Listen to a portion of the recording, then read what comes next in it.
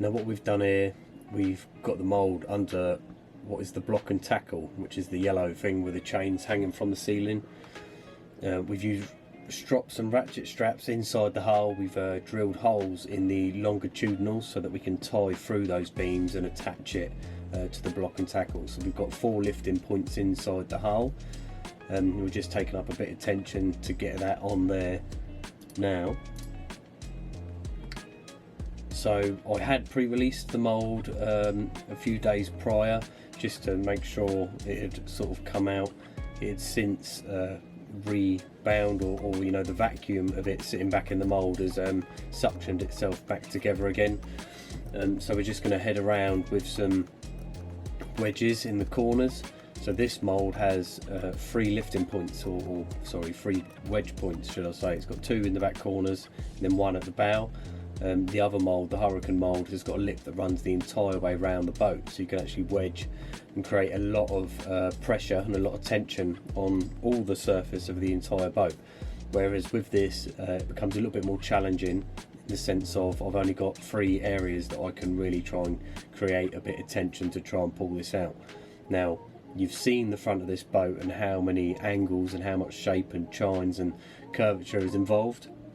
Well, all those angles and directions that sit on the front of the boat are causing more surface friction overall.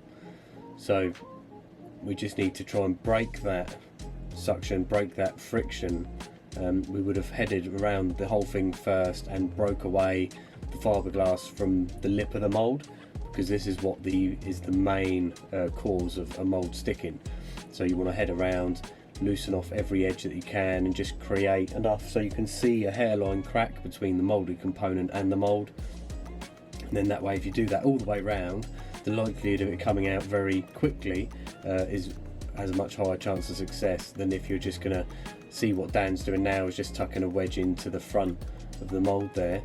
If you are just going to do that but not loosen anything else around the component that you're trying to get out, you're going to struggle. You're probably going to be there for a good couple of hours before you get anywhere you need to with it.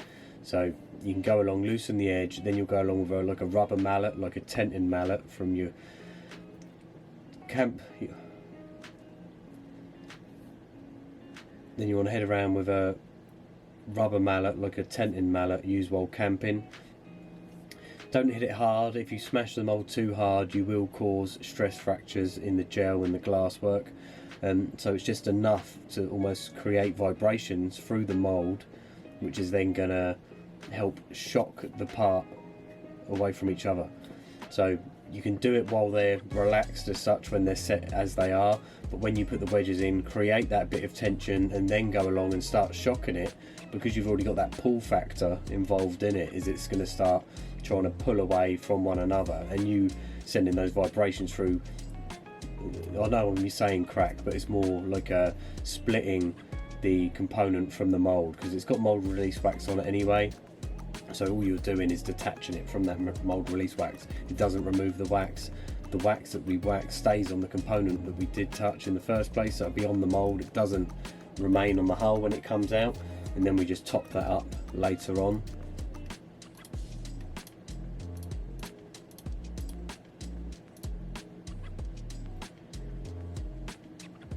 So at some point you do get like you hear some cracking, some popping, a bit of like almost like you're on a frozen lake and you get that cracking sound of the ice, and that's what it sort of, I can relate it to really.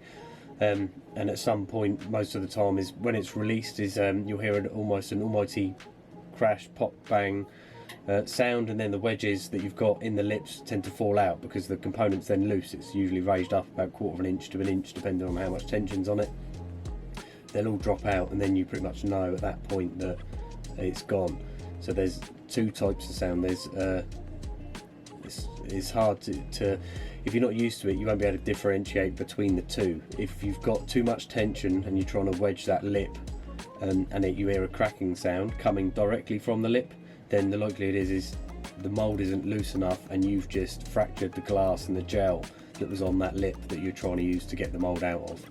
If it's like a deep groany crack that you can hear working its way along the boat, then that is usually the boat detaching itself from the mould.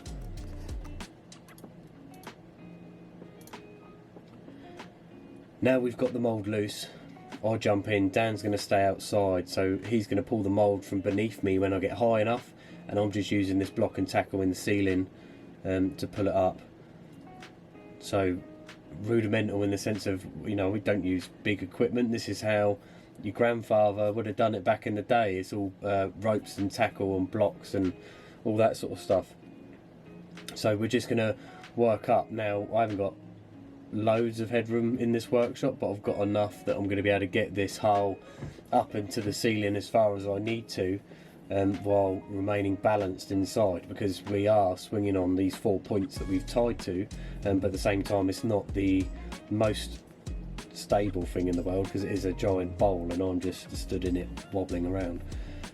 So we'll get it up now. Once he's pulled it out, we'll be able to go along and check sort of what the condition is, and then you'll really see what the finish of the component's like. If anything, is that any issues, or you any breakages, anything like that, or any bits of bound, which is it can happen, especially in hot temperatures and things like that, is sometimes components can bind in the mould, which isn't always well, it isn't a good experience. I think we've all been there if you speak to any boat builder at some point in your life.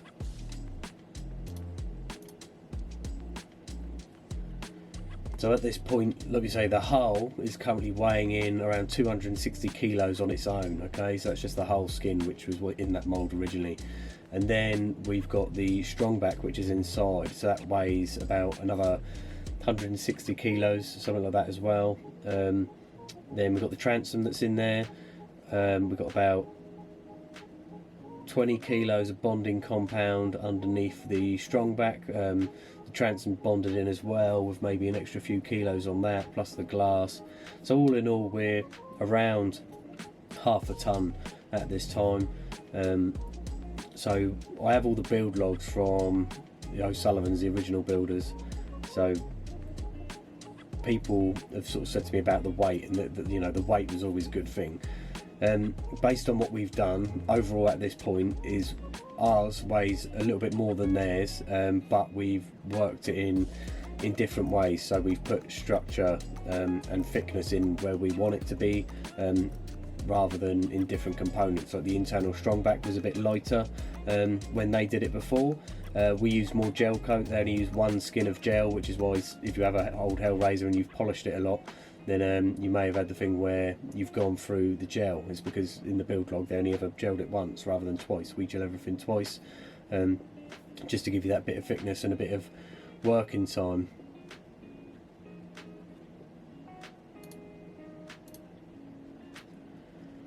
So now I'm just hanging out waiting for Dan.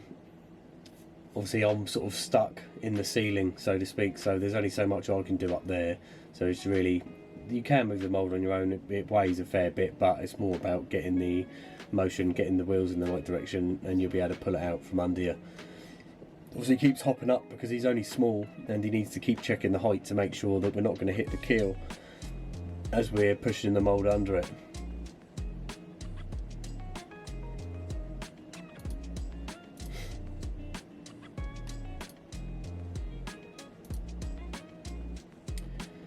So he's out now, just getting the dollies down. So I made these dollies up the other day just to give us a hand. Well, it's to move stuff around the workshop. I have a big steel trailer, but it's only on a single axle, so it makes it very difficult to manoeuvre in and out of the workshop, or if you just want to move something over 2 foot to the left or to the right, it's a right pain in the arse, and I've got to use a scaffold pole or a forklift or something like that to you know, be able to get it over. So now we'll just do the opposite. We've used the block and tackle to raise it up in the air. We'll just get down to stabilise the back of the boat, just so it doesn't spin around or anything like that, and then we'll just get him to lower it back down onto the dollies, making sure the dollies line up in the hull either side of the keel, missing the chines.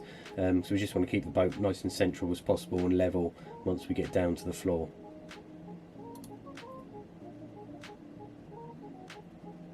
So in all, doesn't look too difficult in that sort of sense, but you do build up a bit of a sweat because you are trying to pull this all around on a little chain, but we're happy with how it come out. It looks great, and it's nice to see this boat, you know, sort of coming together now. Now we're starting to release things from the mould and move forward.